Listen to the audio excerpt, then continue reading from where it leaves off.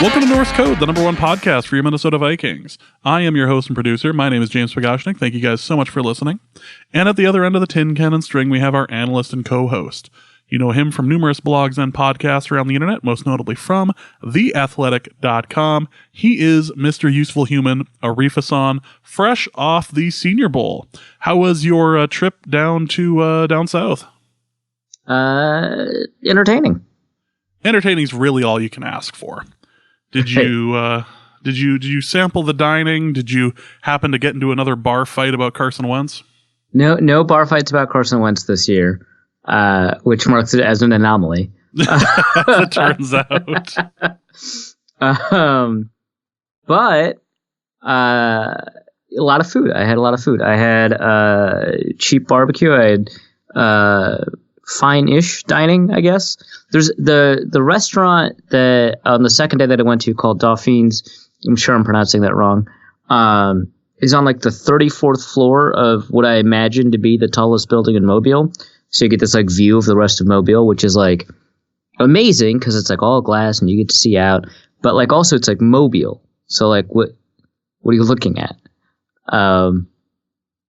Not to discount the fine citizens of Mobile, but like as far as like views go, you could do better. Like y'all are in a pretty flat situation, so like it made you feel like you were almost home. Almost. Almost, yeah. Yeah, me, I spent most of the weekend in this like massive fever dream state where I was fighting a cold. And anyone with kids knows that the sicknesses you get from your kids are always so much worse than the ones you get from adults. So I spent the last, even into last week, in just this weird haze where like I wasn't sure what was real and what wasn't. I think I saw the Packers just get annihilated by the 49ers. Not sure. I think I saw that the New Orleans Saints are involved in something unsavory, potentially like, you know, legal consequences out of it. And like, I don't know. It's just such a weird time to be alive, I guess. And I was trying to differentiate from real to, I don't know if any of that actually happened. It might have. It was quite entertaining to watch the blur of Aaron Rodgers play terribly. Right. Yeah. Yeah. Let's go with that. And of course, the Pro Bowl happened. Did you watch any of the Pro Bowl? I did not. It was fascinating. I did not either. The only clip of the Pro Bowl I have seen was an ESPN clip that I watched earlier today, where they showed the Harrison Smith lateral that went for like 97 yards or something for like a pick six. So. I did see that. I did. That was kind of funny because they didn't seem particularly interested in tackling Fletcher Cox. I would not be either, but for at least 17 weeks out of the year, that's their job. Well, yes. I guess not that week, which fair enough. Yeah. Well, I was getting all these angry texts. I was telling you before the show. I was getting all these angry texts from people and my brother, which I suppose is implying that Victor's not a person, but whatever. I was getting all these like angry texts from people about like how Xavier Rhodes is out there and how dare he play in the Pro Bowl and how Kirk Cousins is out there fumbling and playing and everything. And my only response to, because I'm not watching the Pro Bowl, I have no desire to watch the Pro Bowl. You can't make me. And my response to them, to a person, every single one of them, dude, it's okay. The Pro Bowl isn't about football. And all of them just like responded back in all caps text, like, what the hell is wrong with you? Like, why? What are you talking about? It's like, no. The all pro team, that's totally about football. The Pro Bowl, no. I don't know how to tell you this, but the Pro Bowl has absolutely nothing to do with football. So that's why I don't watch week 18. It doesn't work or whatever that ends up being. Like, no, we're fine here. We can just take a week off before the Super Bowl and or we can watch a little bit of the Senior Bowl. We'll be fine. So, welcome to this episode of Norse Code. We are back. We have a couple of things to talk about, including the coaching changes that we alluded to last episode. We also will be discussing information from the Senior Bowl and potential Vikings needs that will come out of the draft. And we also have our yearly prop bet selection, including some of the better ones this year, I think. I think this is a really good year for prop bets. It's a solid year for prop bets, yeah. Very, very solid. But before we begin, just want to thank you guys so much for listening. If you enjoy the show and would like to donate to the show, you can do so in one of two different ways. You can go to paypal.me/Norse Code and do a one-time donation there, or you can go to patreon.com/Norse Code as well and set up more of a monthly subscription. You can do $1 a month. You can do Tree Fitty to help keep the Loch Ness Monster at bay. Anything helps. It helps keep us ad-free. We will be going to more of a schedule of every 2 to 3 weeks now that we are in draft and off-season stuff. I would expect it more to be about 2 weeks now that we're still in the draft area. But between the draft itself and the training camp stuff, it's going to be a little bit rough. And you guys have to understand that there's nothing really for us to talk about unless you and I start our XFL/Simpsons quote podcast, which, I mean, the people have been demanding.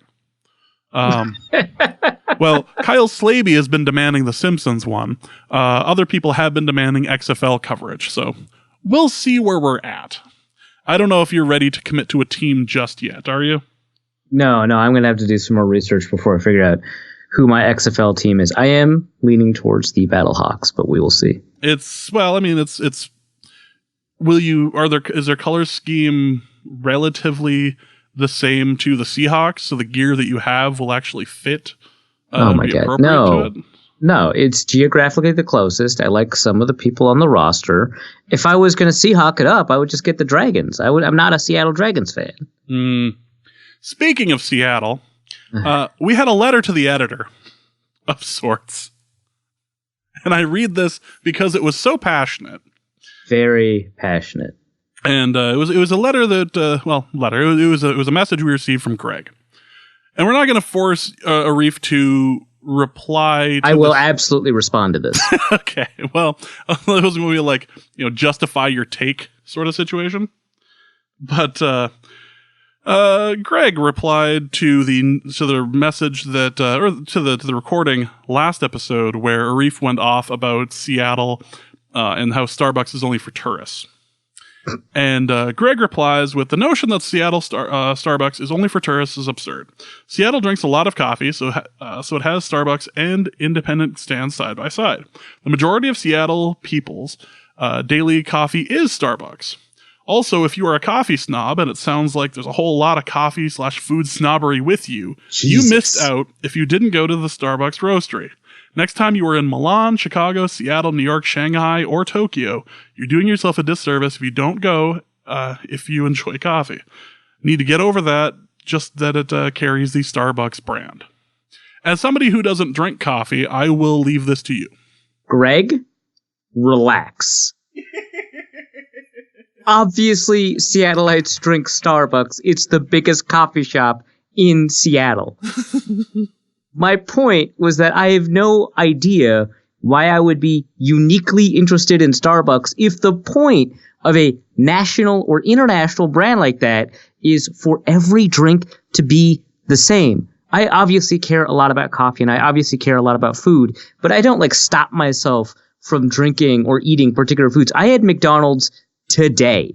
I had something from Caribou Coffee today, which is a local brand, but it's also just like a chain around here. And I had their Campfire Mocha. Do you know what that is? That is marshmallow syrup pumped into 2 espresso shots with milk and a ton of sugar. Okay?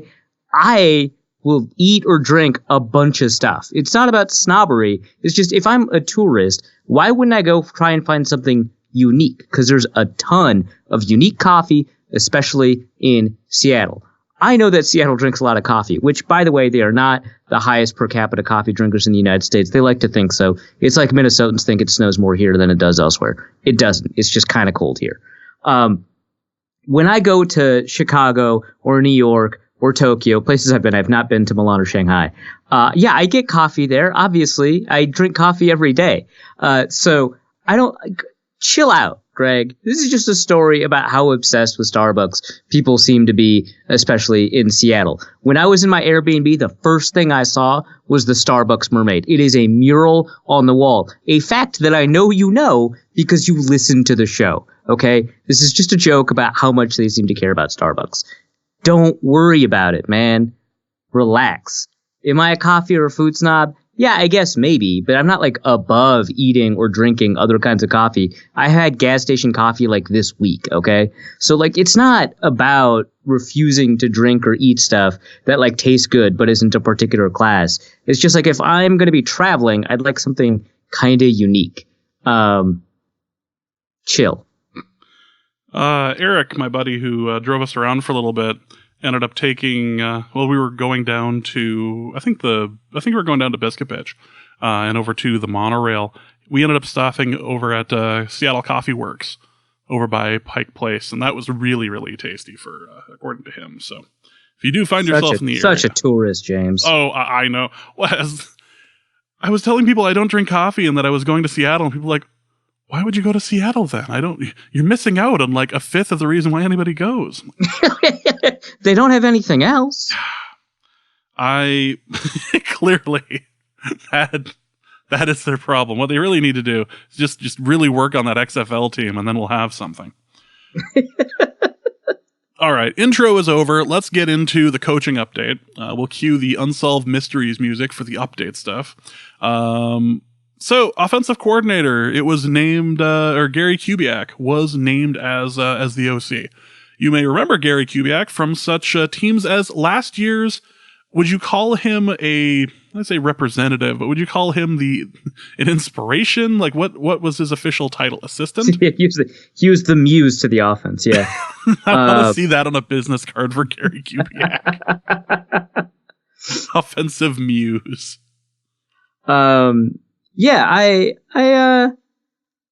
mean, so he was obviously like a really big part of the way that offense was designed, both in terms of like his direct inputs to Stefanski and kind of like lending big parts of his playbook over to also providing essentially the majority or almost all of the offensive staff that Stefanski had worked with, and also kind of crafting the language around his offense instead of Stefanski bringing kind of the language he was familiar with. And that's a decision Stefanski made, of course, because he could have just made the decision that everyone was going to use his offensive terminology, but instead he decided everyone was very familiar with the West Coast style of offense and particularly the terminology that Kubiak was familiar with because they'd all worked with him. And so he changed his language and terminology to match theirs, which, like, who knows? I mean, one would expect that has a moderate to small effect on the way that the offense is designed. So obviously that plays a role. Interestingly, he hasn't been an offensive coordinator since 2014.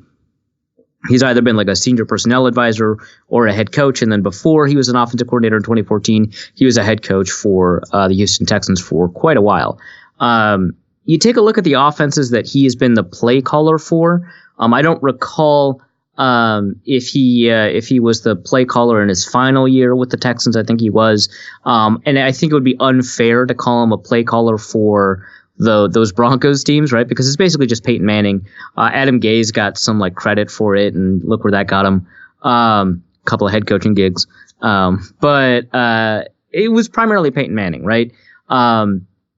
If you take a look at the one offense he's been a coordinator for the past decade, that offense ranked 8th in points. It was the highest that offense is ranked, I think in 7 years or something like that in the Joe Flacco era. And it took a quarterback change for that offense to reach those heights again. So that's probably a pretty good sign. But, for the most part, we don't have a ton of recent history of him as an offensive coordinator. 2011 head coach, they ranked 10th in points. 2012 head coach, they ranked 8th in points. 2013, the year he was fired, ranked 31st in points. Also should note, that was the year he collapsed on the field and had to be stretchered off. He had something called transient ischemic attack. I clearly mispronounced that. It's a TIA. It's the precursor to a stroke. Yes, and if it's not attended to right away, will lead to a stroke. So, great. He's healthy again. Offensive coordinator 2014, head coach 2015, head coach 2016. Those years, they ranked 19th and 20th. He was rushed to the hospital again in 2016 due to a complex migraine of some sort, and that's when he decided to take a step back. Senior personnel advisor for the Broncos 2017-2018, probably not worth bringing up their offensive ranks. They weren't great. Assistant head coach and assistant to the offense for the Vikings in 2019. The Vikings rank 8th in points, which I've pointed out a couple of times before is the highest the Vikings have ranked in points since Brett Favre. So to me, that's like primarily a Stefanski thing, but it is worth noting that they used Kubiak's system. How much credit Kubiak gets for how well this offense performed, that's going to be up in the air for a while. I imagine how the Browns do under Stefanski and how the offense does under Kubiak will maybe inform our discussions fairly or unfairly about how much credit Stefanski or Kubiak deserved in 2019. But that's kind of beyond the point. Right now, they've got an offensive coordinator who's got a history of being an offensive coordinator. Interesting that people kind of bring up, hey, he's the head coach of a Super Bowl team. It's kind of like Wade Phillips' Super Bowl, right? But they went to the Super Bowl twice. They won one of them. I'm kind of interested in what that offense is going to look like, because I think there's a lot to say. He's been kind of the innovator. He's been kind of the guy who's pushed offenses in a particular direction, and he's been the genesis of kind of, I think, the most popular offensive trends in the NFL today, including the Shanahan and McVay systems that people seemed so willing to want to hire out of. And here the Vikings kind of have the proto version of that. And so that's great for the Vikings, but you think about the last time they had a former head coach who's an innovative offensive mind be their offensive coordinator was Norv Turner, and everyone thought it was this amazing hire at the time because he knew offense and he innovated some incredible offenses, was part of this historic system, kind of like a main through line from all the way from Don Coryell to him. And he had done such a great job kind of developing quarterbacks and so on. You get to the Vikings and it just wasn't working. And it was kind of because he'd kind of fallen behind what the offensive trends were in response to the defense. So I would not argue that this is a slam dunk hire. I also would not argue that the Vikings made a mistake, right? Because I expected it to be Clint Kubiak. It's not. I also then expected, after it was named Gary Kubiak, that Clint would have some role, maybe as like a passing game coordinator or something like that. Maybe call a couple of plays on a couple of drives. My understanding is that no, Gary Kubiak is going to be kind of in full control of this offense. There may be opportunities for, Rick Dennis or Clint Kubiak to call some plays and some drives. I think that would just be smart because it throws off tendencies and makes it very difficult for someone charting to figure out kind of who's calling what and what those tendencies mean kind of going forward. Just from a game plan aspect, that could be strategic. Plus, it also gives Clint Kubiak some reps as a play caller, and that would be good kind of going forward if eventually they want to pass off the torch to him. But I just want to say I don't think this is a bad move or anything like that. I think it's a great move because it creates continuity for the Vikings, and it allows them to have the same system. And it's a team that historically just hasn't had a ton of continuity in the offense.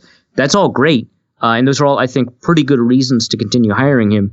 I just think it's too easy to kind of pump him up, and I would kind of slow the brakes on saying that the offense will necessarily get better or worse. And then second, I am a little bit concerned how he's going to hold up. Now, both times he's had health concerns. He's been a head coach, which is obviously carries a lot more responsibility than as a coordinator. Plus, if things get kind of difficult, he has the ability to kind of offload to people he trusts.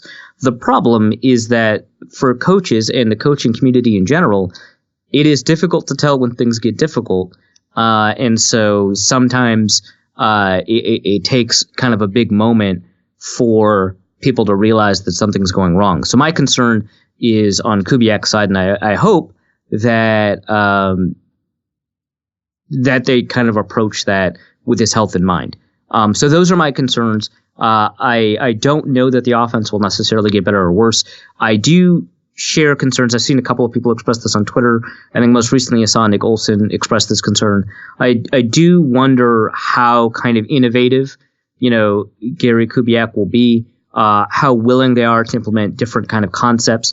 One thing I saw, it might have been Stephen Ruiz at Stephen Ruiz NFL, I think. I don't know. He writes, I think, for USA Today, FTW, a really kind of analytics heavy sort of writer. He's great. And he mentioned that there were these 12 or 13 different run concepts that the 49ers employed. Everyone thinks of them as an outside zone team. And yeah, primarily they are. But the ability to implement all of these other run concepts will keep other teams kind of off track. And so there's a lot of diversity to the run game. The Vikings used to have a ton of diversity to the run game, especially when they had, I didn't want to say Davidson as their offensive line coach. And so that was primarily with Adrian Peterson. And that worked out pretty well for them. And now they've kind of moved towards less diversity in the run game. There's benefits to that, of course. The offensive line has their technique down pat. They'll have practice playing outside zone much more than defenses will have practice playing against outside zone. So there's always that. It's kind of like a home field advantage, but for scheme. So obviously there's advantages to it. But I'm just a little bit concerned, not because of his age or anything like that, but because his system has worked so well for him for so many years. I'm a little concerned that maybe they won't be as aggressive about implementing kind of innovative new tendencies. And, hopefully we'll kind of see that going forward. I don't know. But that's kind of my thoughts on Gary Kubiak. I'm not overly pessimistic or overly optimistic about this hire. I think it makes a ton of sense. It's very justifiable. The Vikings do want continuity. I think continuity would definitely be a good thing for a lot of reasons, but I also don't think it's kind of like a slam dunk that the offense will improve. Well, the thing that seems to be catching people off guard is the decision to have co-defensive coordinators, despite the fact that they probably won't be calling much in the way of plays, for Andre Patterson and Adam Zimmer. Yeah, that is kind of interesting. So Andre Patterson has, I believe in the past, and I've said this pretty strongly before, the more I think about it, the less confident I am that this is in fact a, capital F fact. But from my understanding, Andre Patterson has not expressed an interest in being a head coach. He's been a head coach before. In fact, the Vikings hired him. He was a head coach of, I want to say, FIU. And they hired him to be a defensive line coach. And I was kind of left with the impression he was just kind of happy being a defensive line coach. Maybe I'm wrong. So this question about him being kind of a co-defensive coordinator, I know Yinka at Sexy Prince on Twitter, because he plays the saxophone. It's very clever. Yinka was basically implying that this is maybe another example of minority coaches not getting kind of full opportunities and stuff like that. In the case of Andre Patterson, I don't know how much that is true, just because he may, in fact, actually not want to advance his responsibilities. He might be happy where he is. If he's not, maybe it's worth having that discussion, because he's one of the best position coaches in the NFL, and so deserves a promotion. Whether or not he wants, that's a totally different thing. But if he does want it, then that's a more interesting question. If he doesn't, it seems like they want to provide Adam Zimmer with some help. The next question is, what the hell does he need help for? I mean, because Zimmer's the defensive coordinator, right? Obviously, being a defensive coordinator involves a lot more than just calling plays on game day, right? Because your job doesn't exist on one day of the week. It exists on all 7 days of the week. They do primary work when it comes to scouting and tendencies and film work and kind of implementing responses to those. They do primary work when it comes to things like game plan. They do primary work when it comes to kind of crafting the responsibilities of the people kind of below them and setting things out, kind of determining the technical direction that everyone's going to take things, determining the priorities, the time spent on everything in practice. All the things that happen during the week on the defensive side of the ball, they'll play a pretty significant role on. But like you mentioned, James, Zimmer is not hands off when it comes to those things. Incredibly so. So, I mean, it's gotten to the point he has involved himself in technical work for positions, right? He has coached defensive backs, and not only defensive backs, but that's primarily kind of what he does when he's on the field. He's just coaching defensive backs one-on-one. But he's also, gotten involved as a defensive lineman a lot less than other positions. He's gotten involved with the linebackers.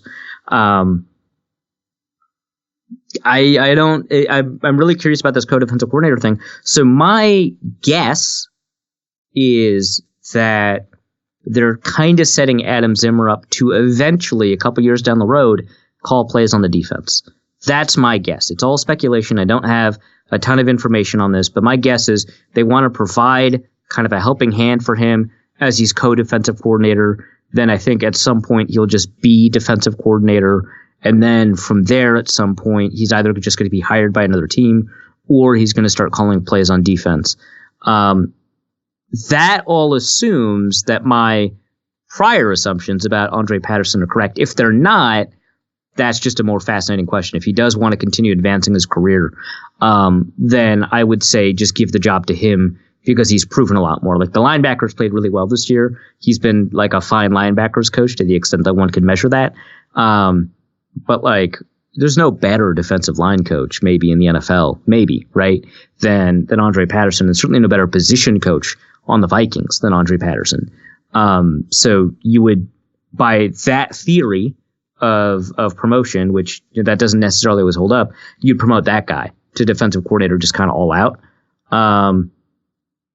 Yeah, I don't know. There's a lot of interesting open questions about this. I would not immediately jump to the concerns that we've had kind of nationally about the lack of minority head coaches, and the issue with that is kind of pipeline, like where do they get opportunities? The reason we have so much seeming nepotism in the NFL is because a lot of these coaches get to enter into the coaching ranks because they're generally fathers, right? But their fathers or uncles or other kind of male figure in their lives were previously a coach and then hired them to be like a quality control assistant, and then they get that entrance into the pipeline, whereas other people don't get quite that networked connection. So I don't know if I would connect these two unless Patterson has not expressed that interest in the past, in which case that's kind of worth taking a look at. But for now, I kind of don't know what this arrangement means because, again,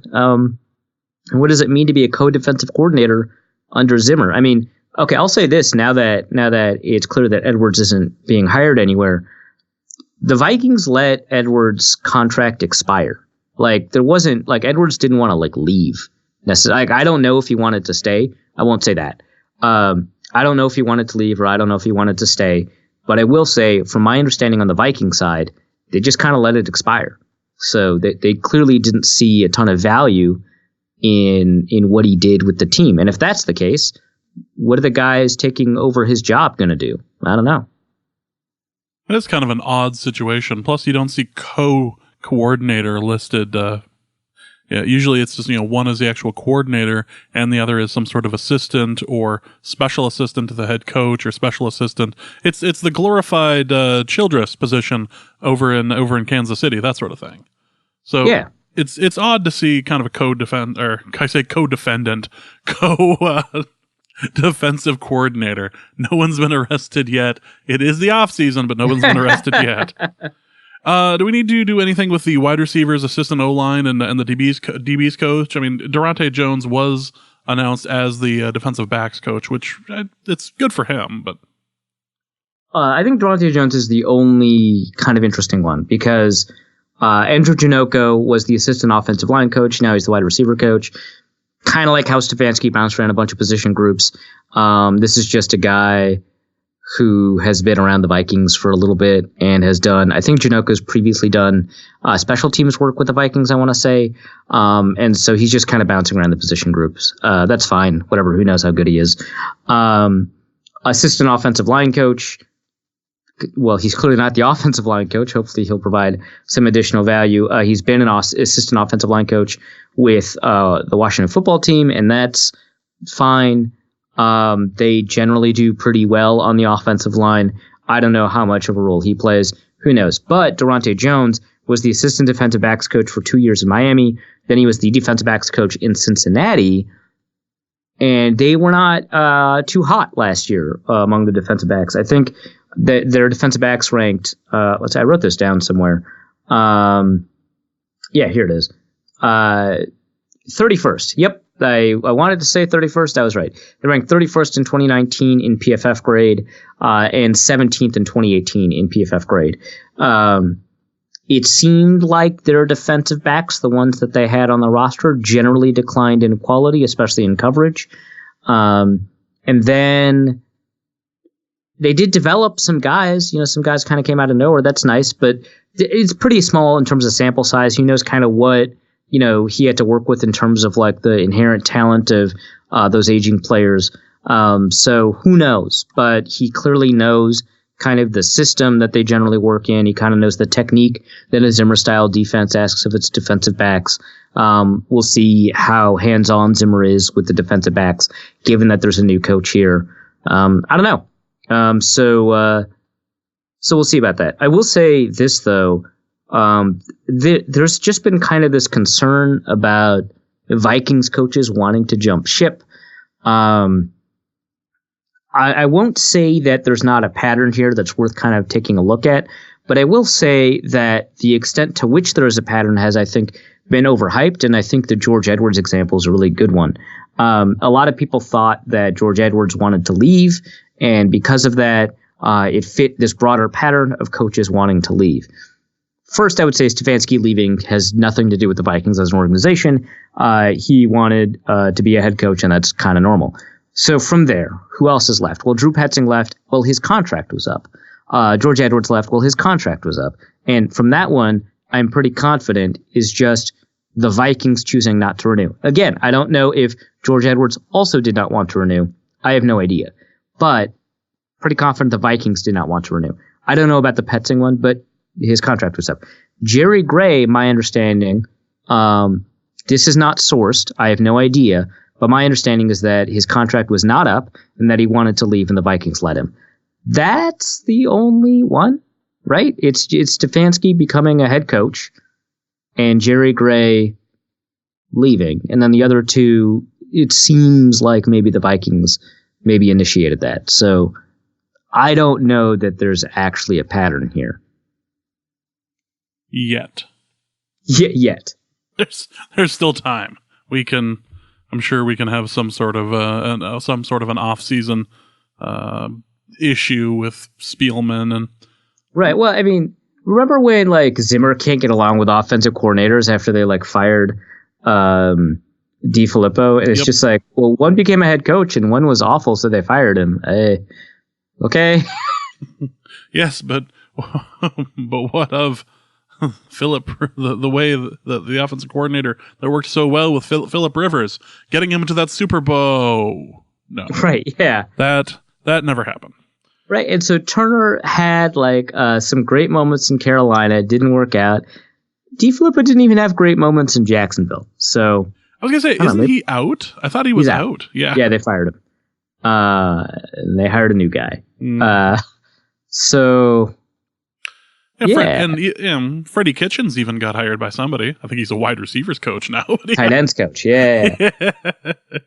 It's like, they don't even relegate that bad in a season or a QB1 of Madden. So, all right, let's head over to the Senior Bowl. You spent some time in Mobile, Alabama over the last week.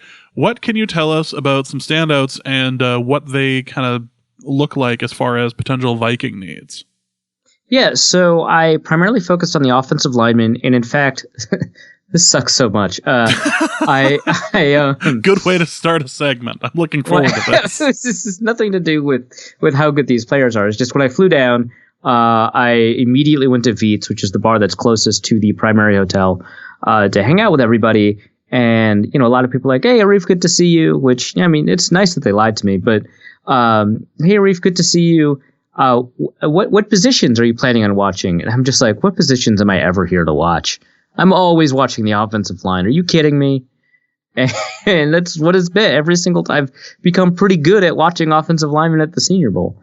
You'd like to get better at watching, say, quarterbacks or wide receivers or anything else. And I've been really good at wide receivers and cornerbacks, and I just can't use that knowledge, right? Because, like, Wide receivers, I was like, this Terry McLaurin guy is really good. I actually was not in crazy high on Deebo Samuel coming out of the Senior Bowl, but I was super high on Terry McLaurin, and he turned out all right. And then I was super high on Tre'Davious White coming out of that Senior Bowl, and he turned out to be pretty good too. So I'd like to try that some more instead of being really low on Brian O'Neill and him turning out to be pretty good. Like, let me get good at something I'm good at, man. So with that out of the way, with the disclaimer that you can't trust what I say, here's what I have to say. Patreon.com/Norse Code, folks. This is stuff you can only get from the #1 podcast for your Minnesota Vikings. Good Lord, keep underselling this. Look, man, if I don't have intellectual humility, okay, maybe that's the wrong. Go on. I'm really curious where this sentence goes. I need to approach a lot of what I do with a little bit of intellectual humility, and that's all I'll say about that. You know what? You are extraordinarily humble. Please continue. I didn't say that. I said that I need to approach things with intellectual humility. I made no statements about whether or not I actually carried that intellectual humility or whether or not I have already fulfilled that standard. All right, let's talk about some Senior Bowl guys. Okay, so get things out of the way. Two players that I thought were pretty good, but I don't think the Vikings are all that interested in are guards Ben Bredesen and Damian Lewis from Louisiana State. And Ben Bredesen is from Michigan. They, I thought, played really well. I thought they did a really fantastic job in the one-on-one drills. I thought they did pretty well in team, especially Damian Lewis, who did really well in team drills. And I thought Damian Lewis might have been possibly the best offensive lineman of the week. There's another player that I do think the Vikings would be interested in that could have played better than him over the course of the week. But I do think Damian Lewis played really well. The problem is that both of them seem to have athletic limitations, I guess. They don't seem to fit the zone style system the Vikings run. And you don't want a discordant offensive line. You want all of them to have kind of the ability to do the things you ask of them. And I know that people will constantly say, hey, you want to design your schemes around the players, not your players around the schemes. And I've constantly said there are limits to that. Like, I understand why that's ideal, right? But there are limits to that. And I think offensive line is one of the best examples of that. What do you call when one of your guards can play power and one of your guards can play zone? I mean, there's a couple of plays, but that's it, and they'll get sussed out pretty quickly.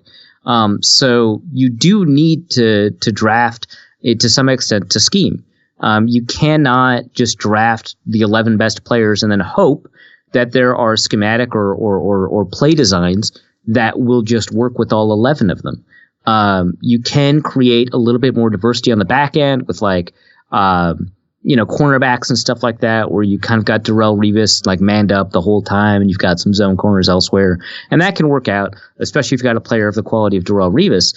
And the Patriots have done a pretty good job of isolating defensive line play in a way that makes sense for the back end of their defense, but works with the front end and the defensive linemen that they have. But the Patriots are actually the same way. They actually draft players for their scheme, not the other way around. People seem to think it's the other way around, and they don't. They draft players for the scheme, and they draft players with very specific skill sets, and they don't really care about the rest of their skill set. And so it seems like the Patriots design a scheme around their players because their players can only do a couple of things, but that's not really the case. So that said, I just kind of wanted to get that out there. That said, I would be curious if the Vikings would kind of suspend that thought process for a player like Damian Lewis, because he did so well, especially in drop back pass protection. He might move well enough for your outside zone style stuff. Josh Klein is primarily a pass protector that engages an outside zone, and he's got kind of just enough athleticism to do it. So it's not as if they don't kind of already have that issue. Pat Elflein is a perfect scheme fit for what the Vikings do, and it's not worth it. So I would investigate these two players to see kind of how much working you have to do to make sure that they can fit within the scheme. What I found interesting is that Nick Harris, who might be the best scheme fit out of all of the players, Nick Harris earned the highest PFF grade, maybe for the week, I don't know, or just for the game. But I find that interesting because I thought he had a garbage week. I thought he played awful, and he was a lot of people's number one center entering entering the Senior Bowl. Like, a lot of people thought, he was, like the best center available. And there's a couple. What's interesting is I think they just mean for the game, because I just looked up the risers and fallers for the week published before the game. And here's what they had to say about Nick Harris. Harris was probably the most athletic offensive lineman in Mobile, but his lack of size and play strength showed up in a bad way all week long. He was bullied a handful of times against the bigger bull rush types in one-on-one drills. So, okay. Yeah, he did poorly in practices. Must have done well in the game. Now, here's the thing that it's important to kind of isolate. Generally speaking, third-party draft analysts as well as team scouts regard the practices as much more important than the games.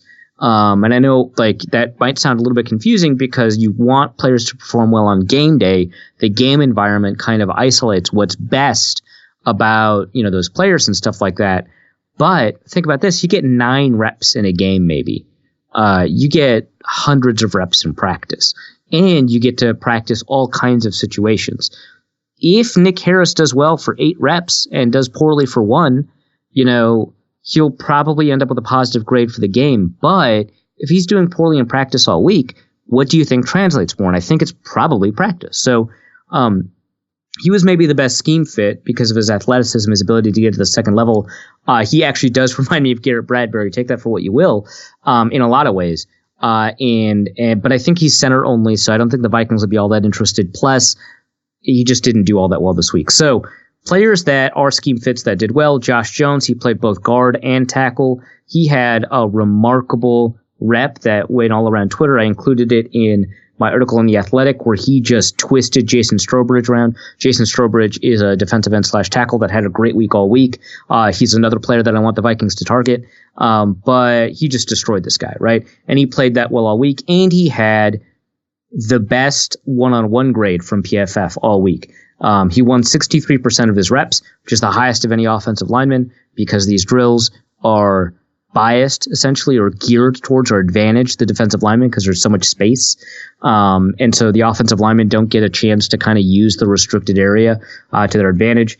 I thought Jonah Jackson played pretty well. He's a potentially another fit. The most ideal fit is probably Ben Barch, St. John's guard, who, he's from St. John's, right? He's a Minnesota guy. He's a Division III guy. He showcased a remarkable amount of athleticism, but the thing that's most interesting to me is that he looked very smooth in his pass sets. He definitely looked like he belonged among all the FBS players. He is trained with Paul Alexander in the offseason. Paul Alexander is a former offensive line coach for both the Bengals and the Cowboys. He coached players like Willie Anderson, plus a very recent iteration of the Cowboys offensive line. So he has a pretty good idea of what a good player looks like. I interviewed him for a couple of stories. He's pretty great. And from my understanding, has a really great sense of what he's talking about. So Ben Barch is the most interesting one. Late edition Calvin Throckmorton, which is a phenomenal name, Throckmorton. I thought he did really well. A lot of people were maybe a little bit less high on him than I was, but from what I saw, and I have kind of the coach's film from the first and second practices, so I made sure to watch every rep I could. But from what I saw, he did really, really well. Lloyd Cushenberry was a center. A lot of buzz. I didn't love him as much as a bunch of other people did. But I do think he could play guard, unlike Nick Harris. So at guard, those are the players to look at. At wide receiver, I think the Vikings need a wide receiver 3, right? Denzel Mims is maybe my favorite guy. The thing about him is he's this jump ball receiver. And I don't think the Vikings need a particular type of receiver. I just think they need to find the best receiver they can. But the thing that Mims did here is he showcased really high-level route running skills, which you didn't expect to see from him based off of the route tree he was asked to run at Baylor. So he showcased a lot of what he could do here that a lot of people thought he couldn't do.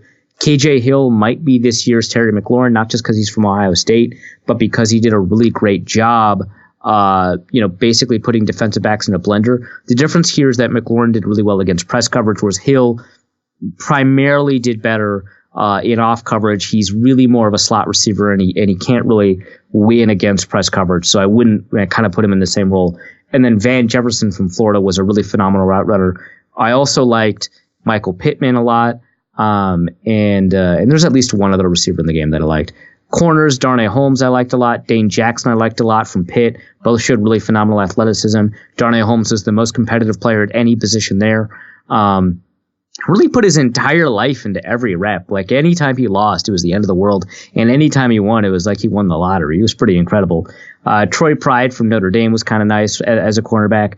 Two guys, and I know somebody asked about one of these guys in the mailbag.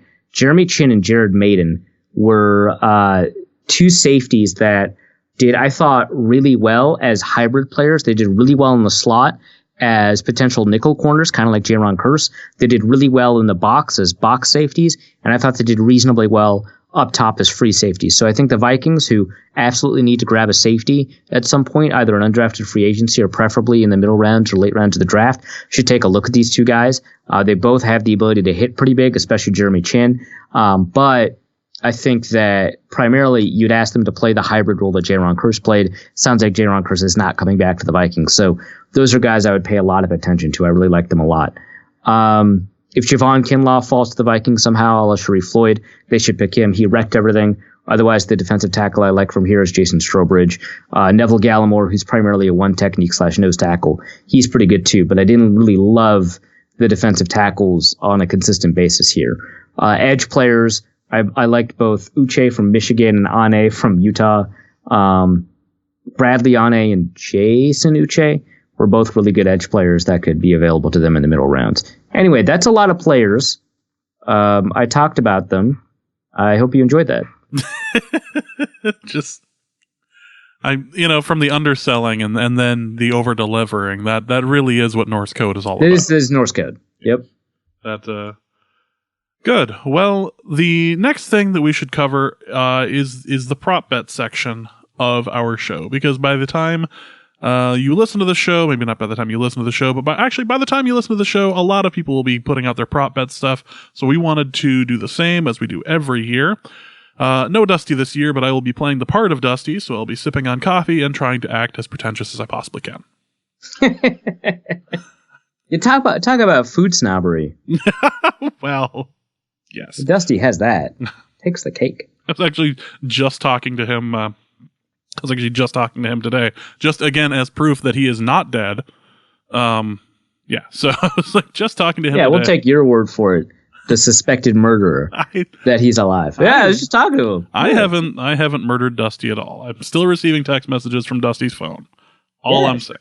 I bet. So let's take a look at some of the prop bets that are coming out, and there's a few very, very unique and frankly great ones, including a clip / picture of Joe Montana playing with the Kansas City Chiefs. Yes is plus 155. You have to take that, right? It is wild to me that yes is positive, right? Like that the odds favored no, and like no is like minus 400. That's wild.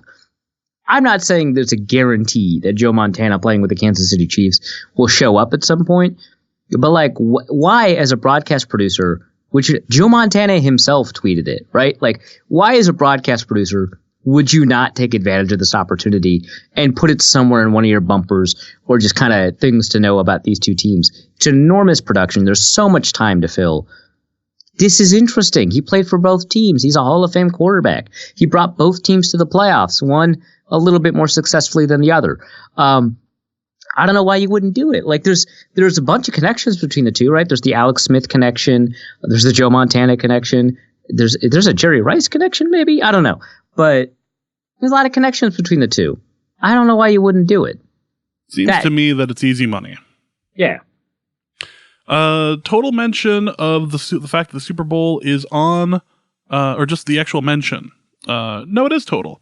Total mention of Super Bowl that is on Groundhog Day. Over half is plus 300. So they have to mention. So it's basically yes or no. Yeah. That is surprising to me too. Again, not guaranteeing that it's going to happen, but like it's a bunch of old white dudes. Groundhog Day is like a favorite movie of that demographic, which is, I mean, it's a good movie. I don't want to knock it, but like, are you trying to tell me that you think the Groundhog Day is catnip for white people? I'm just saying it pulls well. I enjoy the movie. I just wanted to catch you in something racist. Sorry. I like, why wouldn't you, like, even if it's not on their like script, they would just like bring it up, right? Like, one would have to think. I wonder. Okay, I'm going to take a look at so we're taking most of these from Bet Online. I'm going to take a look at what counts as a Groundhog Day mention, because like an oblique, did he see his shadow? Maybe that doesn't count, even though that's obviously Groundhog Day. Okay, so rule: kickoff until final whistle, live broadcast, halftime does not count. So that's important to all these props. Must say Groundhog Day, so that's important too. Mm-hmm. If it included, very obvious but kind of oblique references, I wonder if he sees his shadow. Oh, we're going to get 6 more weeks of football. I don't know. I don't know how you would craft that joke, but obvious references to Groundhog Day don't count. But I still think they'll bring up the fact that it is Groundhog Day. That seems wild to me. So that's plus 300. Seems, yeah. I don't think they say it. I don't think that I'm gonna mark that one as for me as no. All right. Oh, and for tracking purposes, because we do tend to track these for us. Mm-hmm. Let's just say we put $100 on each. Okay. So you're gonna have to find out what the odds of no are. Oh, the odds of no are minus 500. All right. So you're not gonna win much, but you won't lose. No Joe Montana is minus 220, by the way. Yeah, we're both under the belief that Joe Montana is going to. Yeah, so we don't even need. Okay. Total players to attempt a pass. It's I've done this for like a decade straight. I've always taken the over. Over is over 2.5 players is plus 120. I don't know that they. So the worst part about this is that the Patriots-Falcons Super Bowl was like perfectly set up for this, because both teams were known to use trick plays. Both teams have players that have attempted passes successfully in the NFL. Mohamed Sanu for the Falcons, Julian Edelman, who's a former quarterback for the Patriots. And like, they didn't do it, and it just bothered the hell out of me. But since then, we've seen a lot of players who are not quarterbacks attempt passes. Plus, there's always the possibility that someone gets injured and then someone has to throw a pass. But that's a low enough probability that I wouldn't include it in the calculations. I would say that Andy Reid off a bye week, maybe he's got some stuff dialed up, but also like the 49ers, they just love to do random stuff. So I think there's a better than normal chance, maybe not better than even, but I am saying better than even to take the over, that a different player attempts a pass. And I think we've seen Travis. I think we've seen Travis Kelce attempt to pass in the past. I don't know. We have. But so I'm taking the over 2.5. It's the Super Bowl. Yeah, I'm also taking the over. Which will be higher? And we're not going to go politics on this, swear, but this is actually a prop bet. Yardage of longest reception versus Trump's approval rating on February 3rd, the next day after the Super Bowl. So I find this fascinating, right? Because you have to make like some guesses, and it is entirely possible that you make the bet now, something big happens and swings things. So, for example, if the impeachment proceedings move positively or negatively for Trump, and in all likelihood, I think nothing happens in terms of his approval rating. It has stayed between like 38 and 43 for like a month, and it stayed particularly close to 43 for a month. So to me, this is whether or not the longest reception will be 43 yards or longer. We don't really have to worry about whether or not we think, this thing or that thing will happen to Trump. It stayed at 43 for a long time, and it tends to stay around 43, again, unless something big happens with impeachment. But who knows? That could go one way or the other. So whether or not something will go longer than 43 yards. I looked up all the 49ers plays with Jimmy Garoppolo, quarterback, and all the Chiefs plays with Patrick Mahomes healthy, so the final kind of 6 weeks of the season or so, and it seems like they average each about one such play a game. And so we're heading into a game where the average is about just under 2 for them. The problem is that both of them do a great job of limiting big plays. And in fact, the 49ers are the best in the league at preventing big plays. But so that's the concern. But offense, I think, dictates this sort of thing. So I'm going to take yardage of longest reception. That is minus 220, so it's not, amazing. But there is the benefit that impeachment proceedings could tank Trump. Now, the last impeachment proceedings did help Bill Clinton really dramatically, so that's obviously not huge, but my guess is Trump will maybe drop down to 37 or something like that. Who knows? If not, I would still take above 43.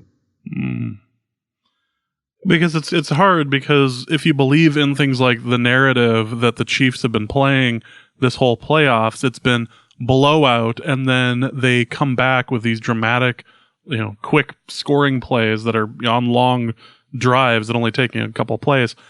And you have to believe that it would end up being at least one over 43 yards if something like that were to continue to happen. Right, and they've got so many big play guys on both sides of the ball. You've got George Kittle, right? You've got Deebo Samuel's kind of a big play guy. And then you've got McCole Hardman and Tyreek Hill. I mean, I don't know, man. It's easy to talk yourself into it. Again, it's minus 220, so it's not as if, you're making big money with it. But, I mean, you're coming into a game where two teams, when they're healthy, average about 1.8, 1.9 big plays per game when combined. That seems about right to me. I'm going to go yardage on this one, right. Just because I find it hard to believe that these two offensive-minded teams would be incapable of going of just playing the short game. I think 43 sounds reasonable for at least one play during the game. Will Jay-Z be shown during the broadcast? So this is a trap. I think a lot of people will be tempted to say yes, but remember, halftime doesn't count. And I think that's when he gets shown. I'm voting no, minus 320. If halftime doesn't count, then it's not like they go out of their way to show a bunch of celebrities at the game outside of the press box or something. Or not right. The press box. They'll definitely show celebrities during the game, but I think if they show Jay-Z during halftime, there's no reason to show him during the game. Exactly. And I think they'll show him during halftime. Okay. Yep, I think that's fine. Will President Trump sing along to the national anthem? Those who watched the national championship game watched him on the field and singing. So the yes is plus 200. There is also another prop asking whether or not he will attend. So it is not set in stone, as of the writing of this website, that Trump will actually be there. Right. And the additional thing is that so for this prop, he needs to be on the field, according to the bookie. So there's a lot of reasons to vote no, to bet no. I am still betting yes, because it's plus 200. Honestly, that's the reason. If it was plus 110 or minus 110, I would take no.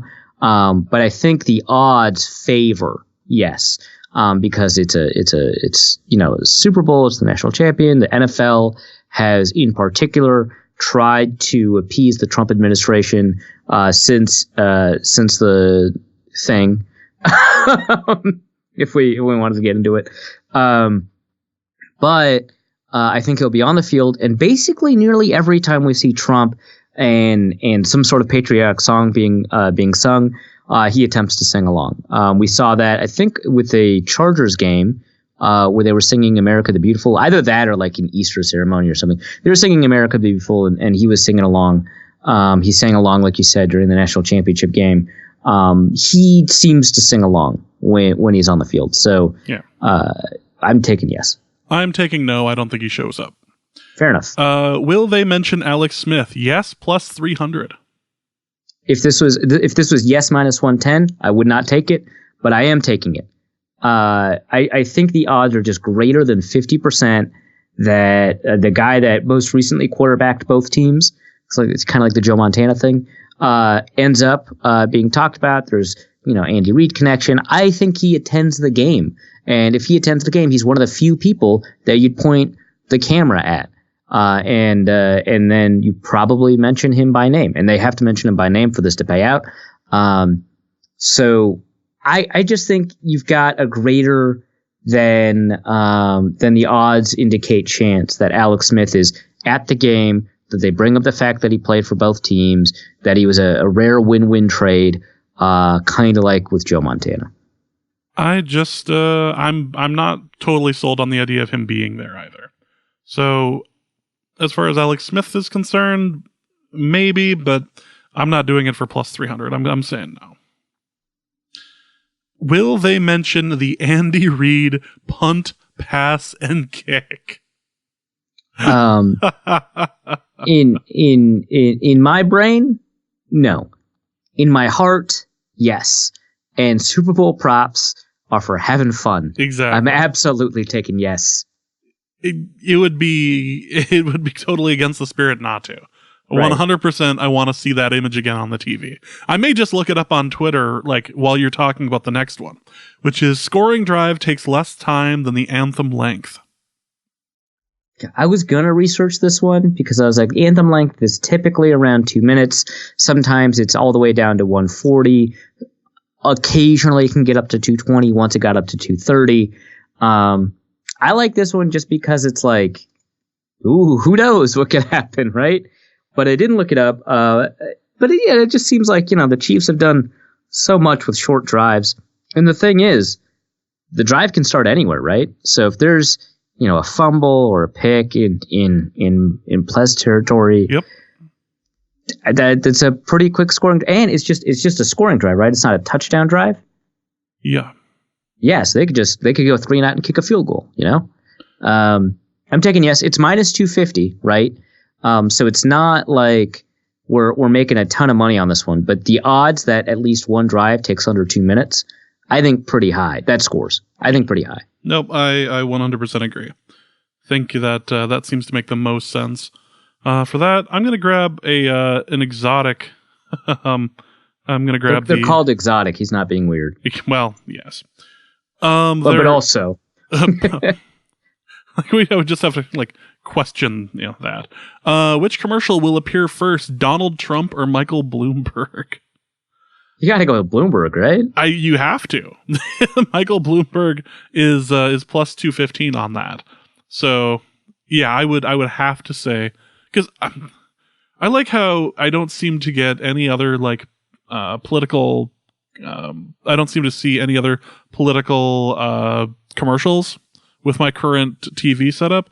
But even with Sling, I am getting a Bloomberg commercial every single time. I'm actually really getting sick of it. Oh, please stop. Please stop. Will Andy Reid coach the Super Bowl in a Hawaiian shirt? Yes is plus 1,400. No is negative 10,000. Live a little. You gotta want it. Will Andy Reid eat a cheeseburger before the end of the Super Bowl broadcast? Yes, plus 1,200. No, negative 7,500. Live a little. That is... Why bring it up if you're not going to bet yes? Yeah, you have to at that point. Let's go with, will any player be arrested in Miami after the game? Interesting. So when does that pay? Because you have to wait, right? Because who knows when they're gonna report that a player got arrested. Yeah.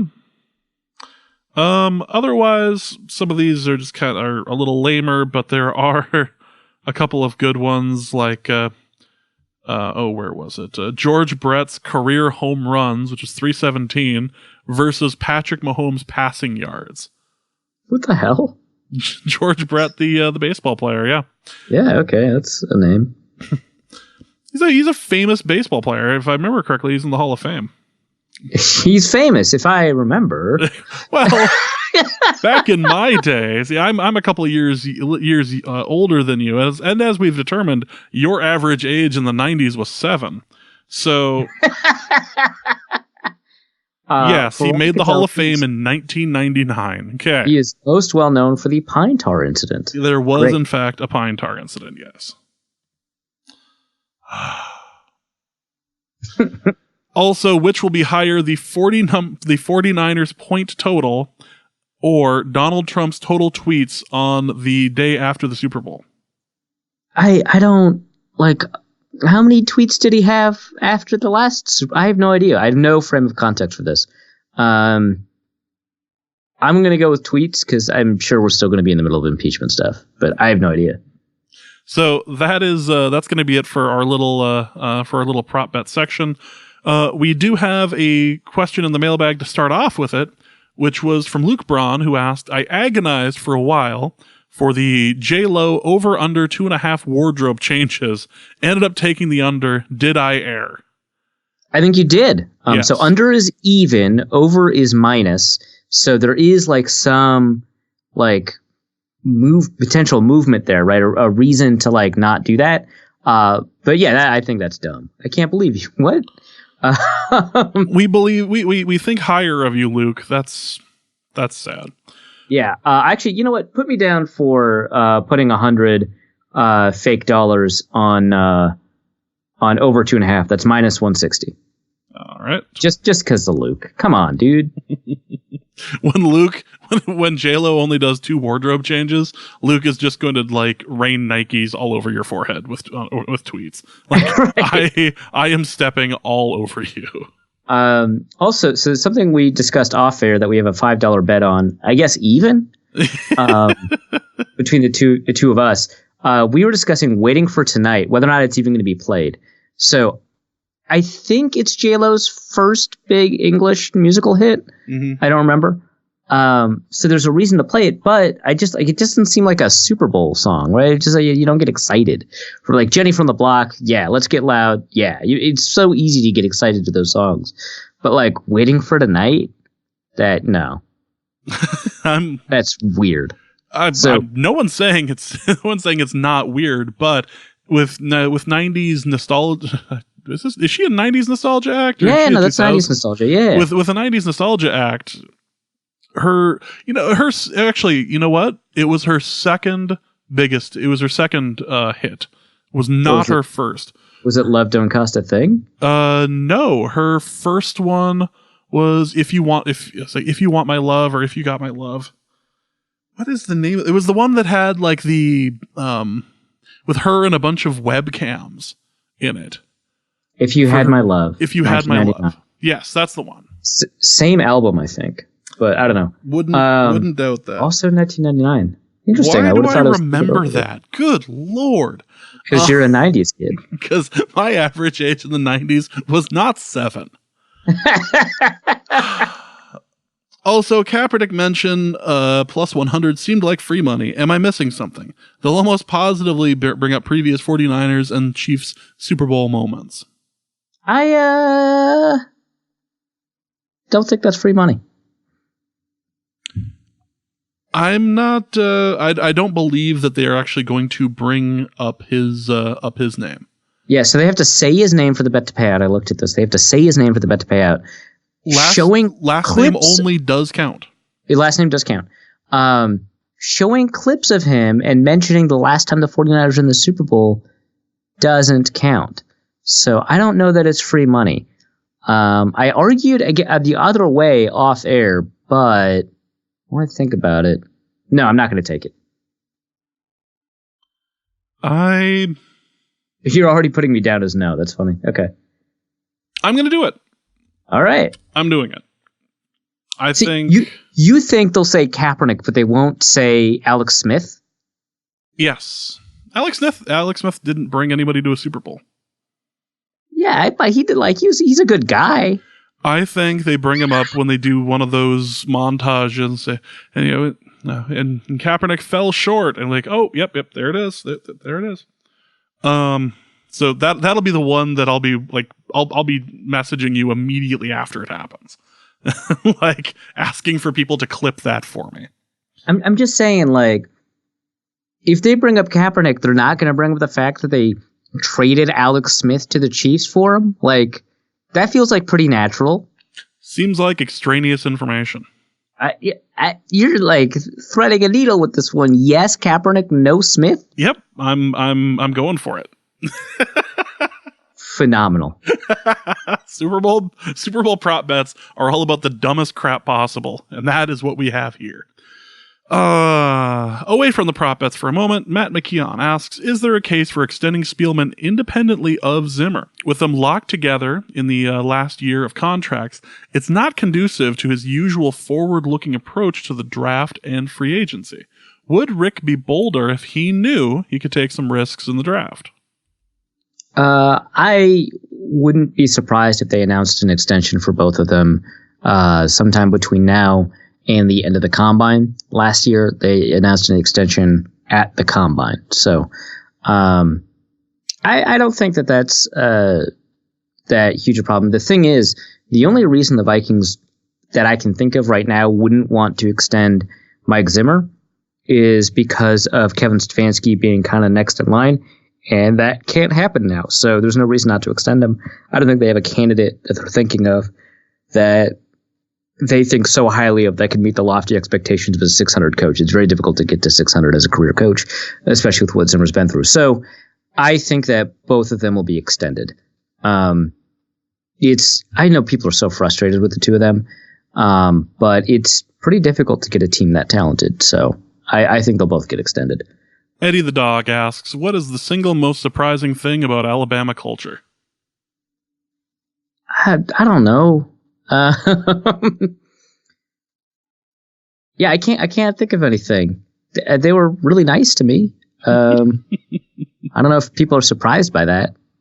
They were nice. It actually has nothing to do with a race thing. It's actually just you personally. It's just about me. Yes. I was surprised at the number of people that walked up to me that told me that Jalen Hurts was like really classy, and not in like the league kind of way, where like classy or class act is a euphemism for like black people they like, because they said it also about AJ McCarron. So, but they were like, yeah, that Jalen Hurts, he's a phenomenal human being. I was like, okay, well, I can't do anything about that information, but thank you. My team probably won't be doing anything with him. But speaking of, Brian Jellerson asks, should we seriously consider going for a QB like Hurts if he's available in round 2? I like Kirk and I'm all for stability, but I also like the possibility of extending other players if a QB on a rookie contract proves to be as good, if not better for us. Is he worth taking the risk?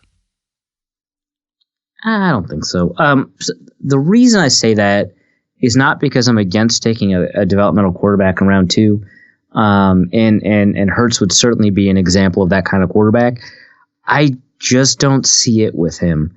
I'm just not a big fan of him as a quarterback. I know that people were really upset about a lot of people asking about a positional change for him. I've thought a positional change has been kind of the correct move for him for a couple of years. Now, he played a lot better at Oklahoma, and in fact, he improved a lot last year at Alabama. So I kind of was okay taking it off the table, but I do think that he's primarily kind of like a running back. His accuracy has improved, but he's still kind of just a first-read quarterback. And his accuracy still isn't all there anyway, and his arm strength isn't phenomenal. So I don't see a trait that makes him a particularly great quarterback. I know all of these make him kind of a developmental guy, but he's been a starter for a long time in multiple systems. And if he doesn't have some of the primary traits you're looking for, I just don't see how you can kind of develop him. Now, that said, the same was kind of true of like Andy Dalton and Colin Kaepernick in the 2011 draft.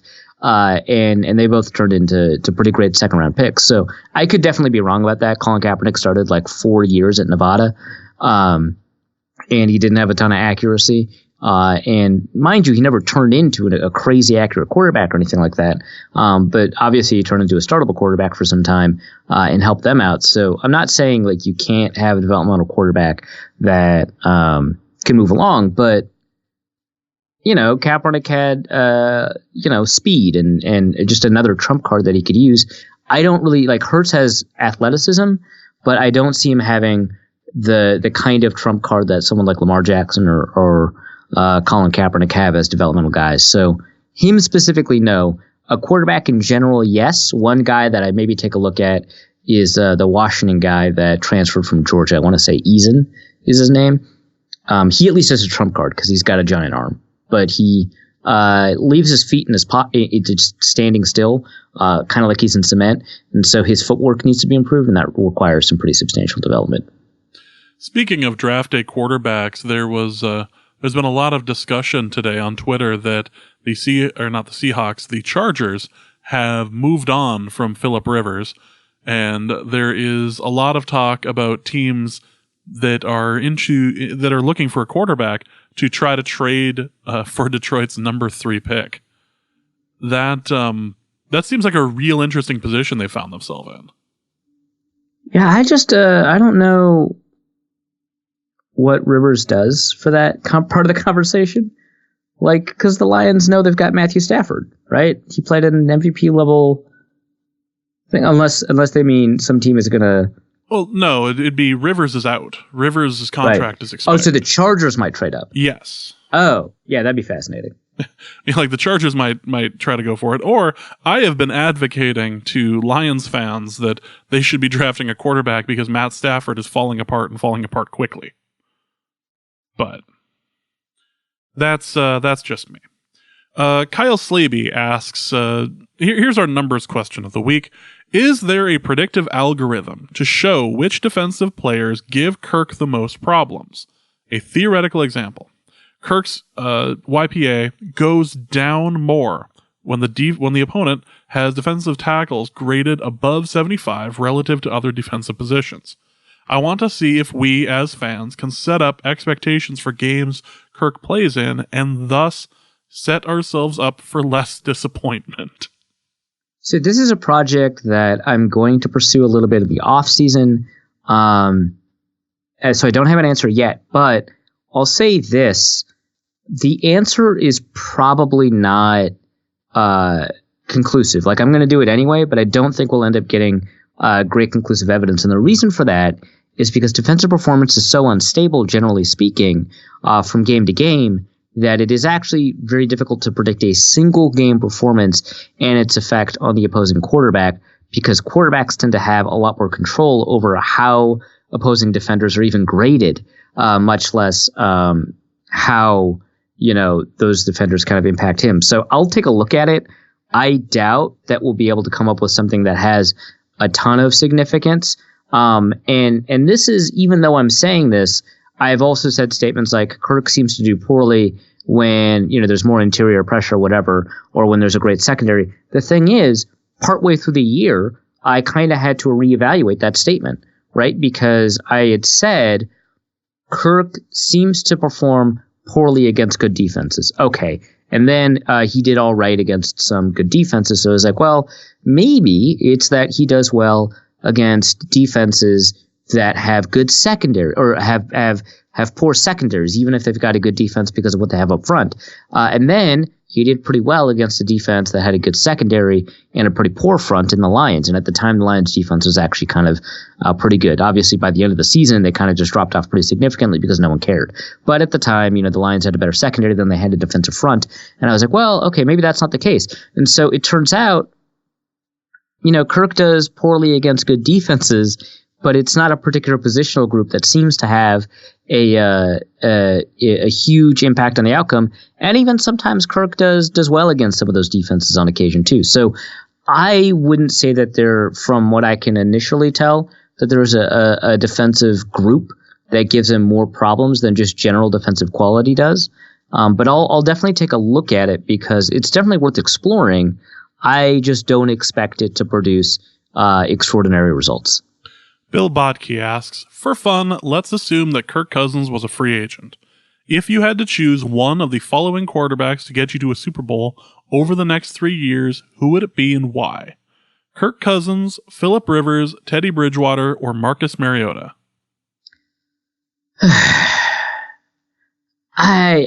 This is a good question. I'm not sighing because you asked this question. It's a really good question, but I'm basically going to have to argue against Teddy, right? So it's between, I think, Kirk and Teddy.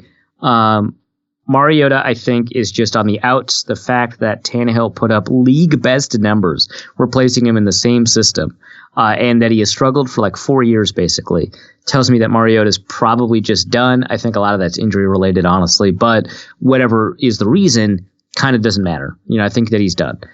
Phillip Rivers is done.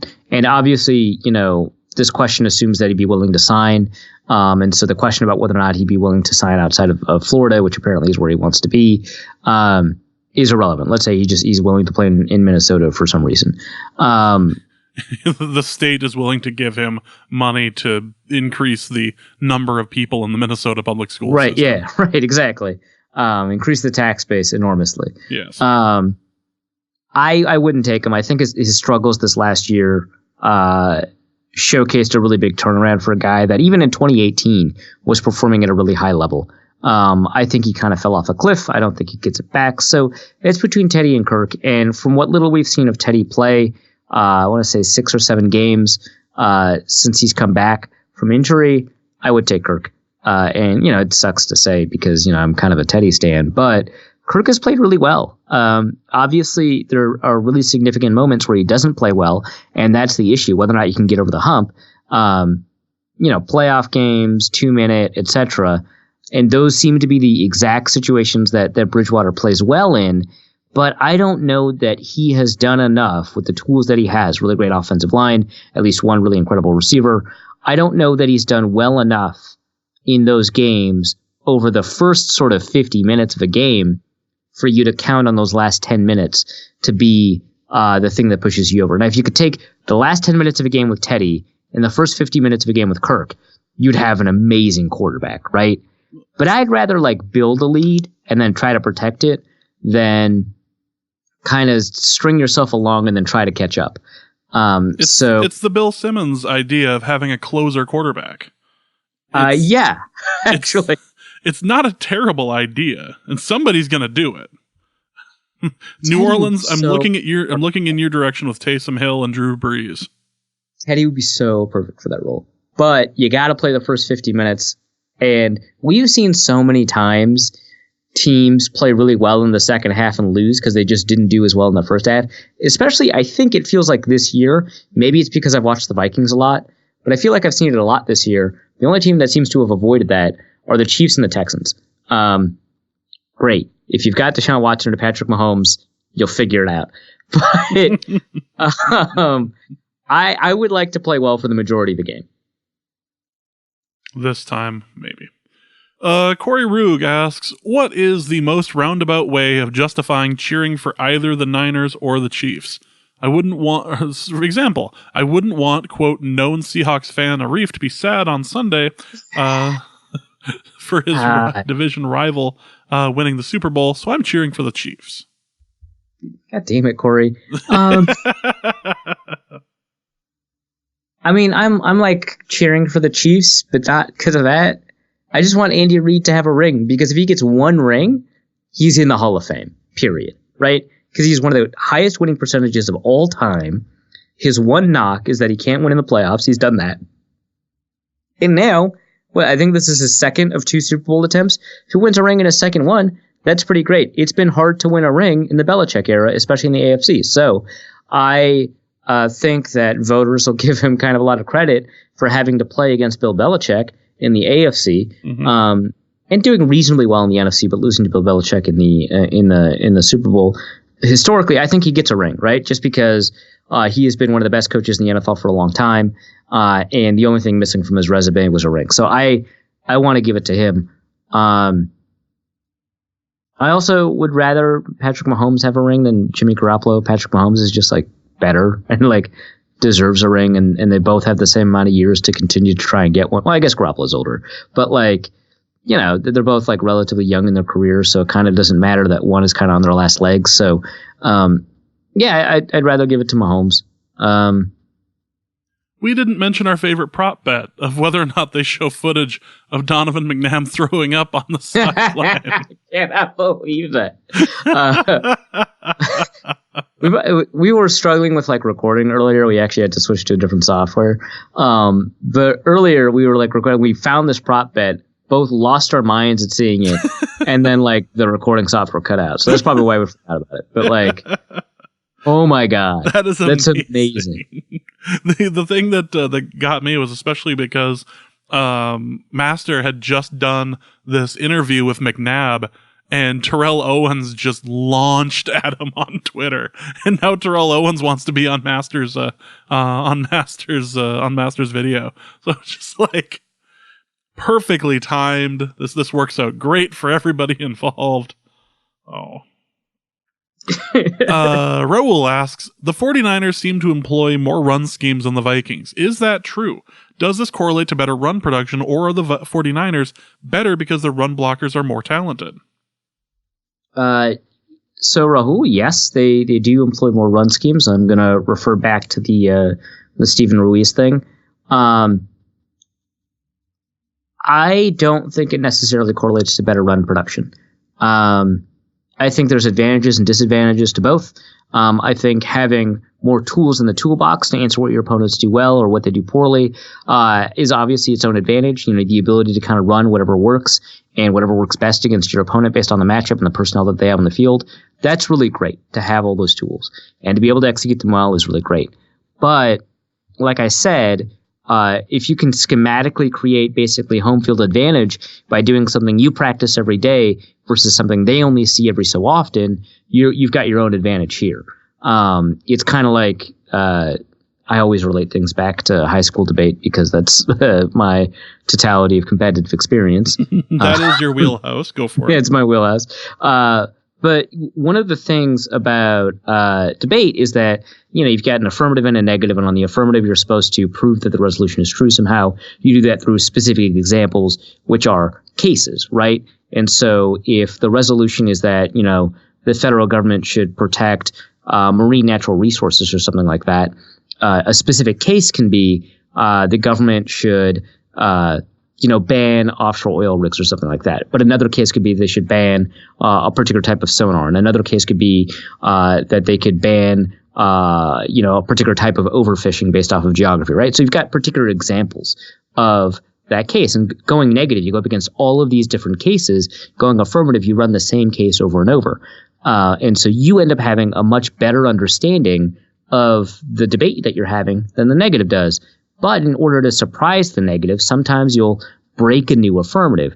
The problem is that you've got an advantage in that the negative has no idea what you're running, and so they haven't been able to prepare for your case with like really specific examples. But the disadvantage is now you don't have familiarity with that literature and set of arguments, and so it becomes kind of a push and pull. The same thing I think happens in almost every area where preparation is an important part of sports. And so here, if you have familiarity with what you need to do on outside zone, if you know kind of how your offensive lineman next to you will react based off of what's happening, if you need to have some sort of communication about what it looks like when you're pulling off of a double team to get to the second level, who's responsible for what on a double team, kind of whether or not you need to, as a tackle, cap on one side of the end man on the line of scrimmage based off of the leverage that you have, or if they're too far away, maybe cap on the other side and kick out instead. Who to read what on a fullback or tight end arc block, those kinds of things. You have tons of reps to try and figure out what your answer in every situation is, because, you know, they'll pull out some crazy stuff, especially in the playoffs. If Bill Belichick runs a 6-1 front against you, and you're not used to running the scheme that you want to run, then you might get confused and get blown up in the backfield. Whereas if you've run the same front for 500 snaps that year, you've probably encountered something kind of similar and you have an answer. So there's advantages to both.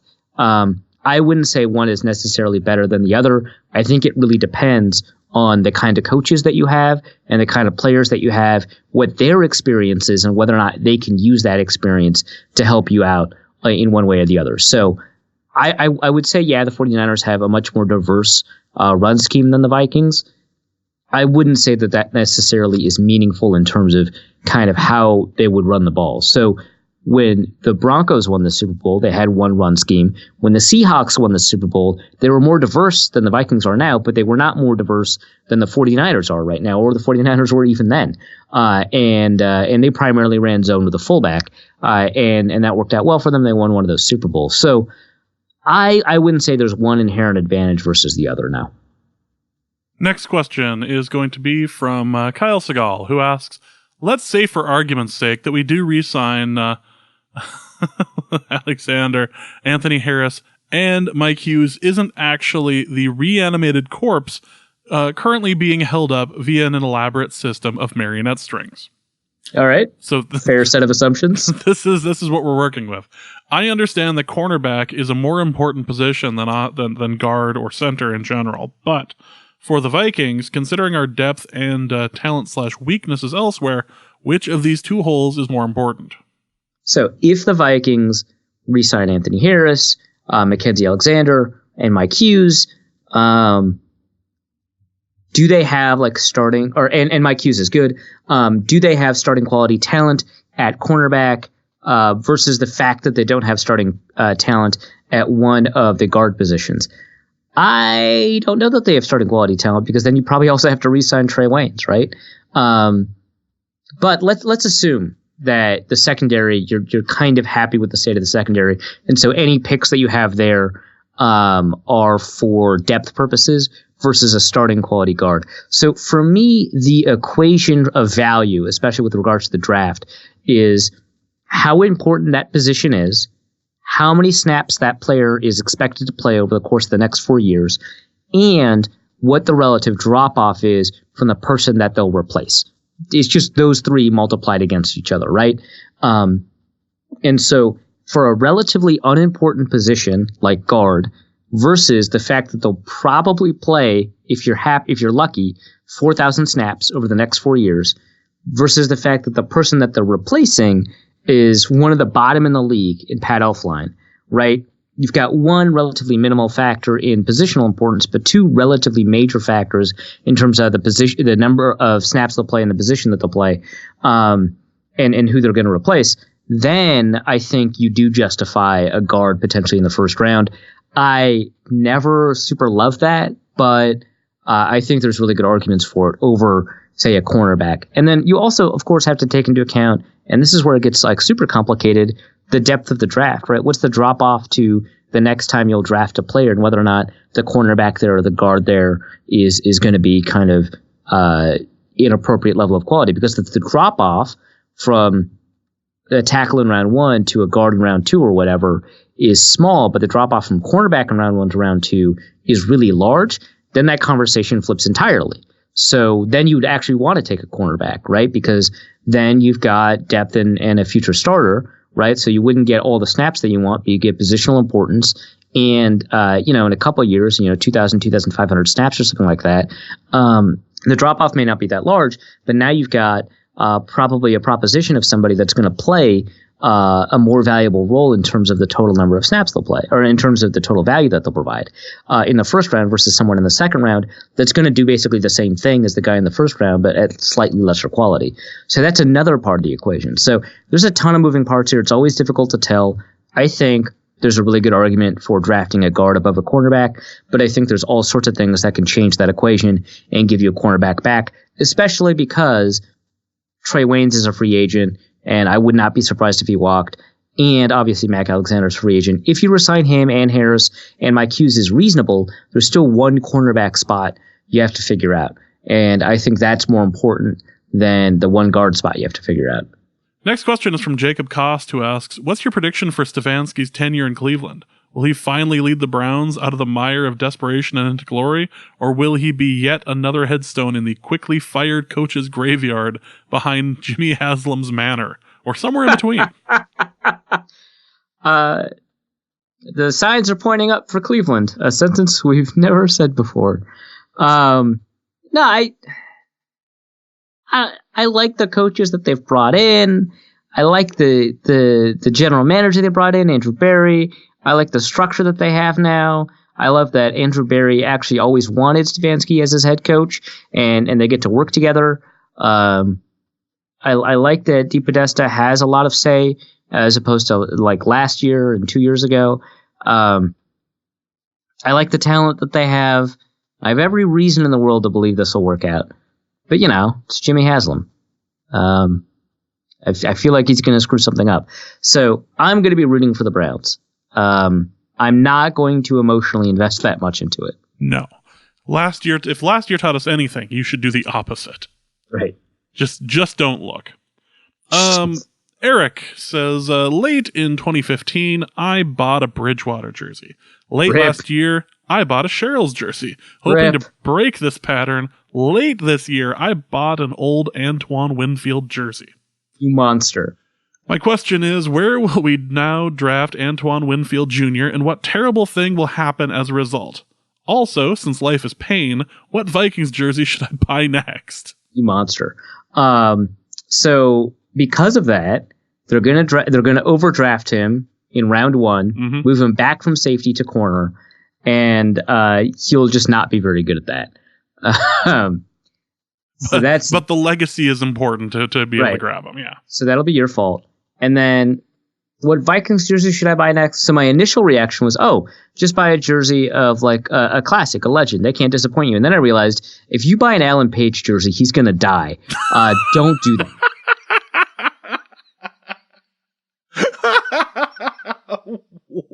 I mean, you're not wrong by this stretch of logic. Right. So you should. What about buying a Kirk Cousins jersey? Oh my God! Just do yourself. I'm not saying I want him to die. That's not what I'm saying. No, you didn't. I'm just saying that would be interesting. What happens if you buy a Kirk Cousins jersey? Maybe he screws up. Who knows? Whose jersey have I been pimping all year, and he has done nothing but lead us to the promised land whenever he gets the ball. I get it. No. Ham, Pro Bowl CJ Ham jersey. Yeah. If you buy a CJ Ham jersey, they're just going to make Johnny Stanton the starting fullback.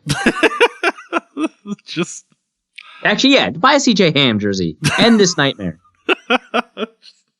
You are why we can't have nice things. Fine. Don from Ohio asks, guys, I'm turning 50 in a few weeks. My girlfriend wanted to know what I wanted special for it. Budget is around $800. Some options. Vikings game in Indianapolis. Weekend stay in the Smoky Mountains. Weekend trip to Vegas. Any ideas? Hookers and blow is not an option. I mean, it's not an option with that kind of attitude. You live closer to Detroit, and Detroit's going to be more likely a win. Why not go to Ford Field? Arif, have you been to Ford Field yet? I have not. I'm going to go next year. So go there, and well, I was going to say do something Arif has not, but you'll be in the same. Well, building. We'll be going at the same time, so it doesn't really count. Yeah. I would not go to a Vikings game. I just feel like that sets you up for disappointment if that is going to be one of your only recent Vikings experiences. I can see why that's tempting. I think the weekend stay in the Smoky Mountains sounds phenomenal. That sounds great. That's you don't agree. I'm just envisioning loading up the RV and I'm just saying, running out of your gas budget somewhere around. I want to say Tennessee. The weekend trip to Vegas, I just feel like you'll feel obligated to always try and catch up. Just there's so much to do, and if there's not so much to do, maybe you shouldn't be going to Vegas with your significant other. I don't know, but I feel like your activities might be restricted. Let's go to Branson instead. You're close to Missouri anyway. Go to the Vegas in the Midwest. It's what Homer said Vegas would be if it were run by Flanders. Yeah, right. I don't know. The Smoky Mountains sounds great to me. Save your money and go to the New Orleans game instead. I don't know. Oh wow, yeah, do that. Oh my gosh. let's just plan on that. And finally tonight, a question that we actually had to do real research on. Arif has instructed James that when he dies to post his obituary that he has written in the Star Tribune. Since it is Arif, it is 4,000 words long. He expects Norse Code listeners to pay for it. What would be the best way for us listeners to make that type of money to pay for it? So, in order to figure this out, I asked my wife, who is a very prolific writer of obituaries. Yeah, weird. As it turns out. Actually weird, though. Totally not weird for the profession, but and we had to figure out exactly how much money it would take for 4,000 words.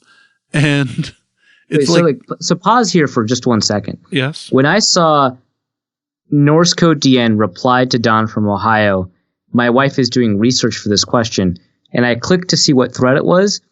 In my head, it was about my girlfriend wants to know what we should spend the money on, like normal significant other type things that you would ask your significant other to take a look at. Like, it didn't even occur to me that she was doing research on the obituary thing.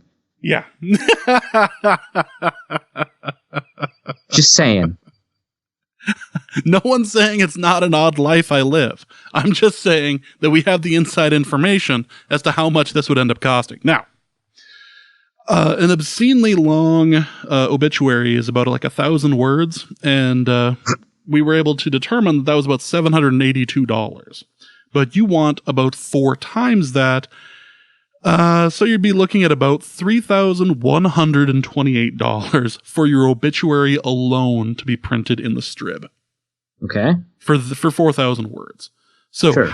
now that we have that information, how do we pay for it? I still think a bake sale is a wonderful idea. Yeah, I don't see why a bake sale wouldn't cover those costs. Yeah, I really think seems right. I really think that if we have like a cakewalk, if we can have a nice Lutheran cakewalk somewhere, I'm sure that it would help raise the spirits of everyone, including Chelsea, if we were able to do something like that. So yeah, that's exactly what she would want that money to go towards. What a horribly morbid question after a major celebrity died the day before. I accidentally implied that Kirk Cousins was going to die. So, this has been a morbid podcast. Good. Well, again, I want to clarify again. I don't want Kirk Cousins to die. Or Alan Page. I just clearly put 2 sentences next to each other that probably shouldn't have been next to each other. That's all I'm saying. That actually might as well be the name of your collection of articles that you'll be printing in hardcover. And on that bombshell, Arif, what do you have to plug? I've got some articles of The Athletic, some about the coaching thing, some, I don't know, mailbag. We'll see. I don't know yet. We'll see. I was going to say, you also had an article on the Senior Bowl, correct? Yeah. So I had a Who to Watch at the Senior Bowl article before the Senior Bowl, Who Did Well at the Senior Bowl article afterwards, which unfortunately there was not a ton of overlap between those two, so good job by me. And then a mock draft featuring only Senior Bowl invitees to get a good understanding of kind of the shape of the draft post-Senior Bowl. All right, well, that is going to be it for this episode of Norse Code. You can look forward to our next episode in about 2 weeks. We will warn you on Twitter when that day comes. But for Arif, my name is James. Thank you guys so much for listening. And please remember that revenge is a dish best served funky as hell. And we will see you soon. Norse Code is the largest and only division of Norse Code LLC. You can find Norse Code on the Daily Norseman, SB Nation's Vikings blog at dailynorseman.com. You can also find it on iTunes, Stitcher, Google Play Music Podcasts, Spotify, or wherever fine podcasts are aggregated. Our Vikings blogger extraordinaire and generally useful human is Arif Hassan, and he can be found on Twitter at Arif Hassan NFL. I am your producer and co-host, and my name is James Pagashnik. You can find me at the show's official Twitter feed at NorseCodeDN. If you'd like to donate a few bucks to the show, you can make your one-time donation at paypal.me/NorseCode, or a recurring monthly contribution can be made by visiting patreon.com/NorseCode. Any questions or comments that won't fit in a tweet can also be sent to norsecodepodcast@gmail.com. On behalf of the Norse Code staff, we thank you so much for listening. Our formula is this. We go out, we hit people in the mouth.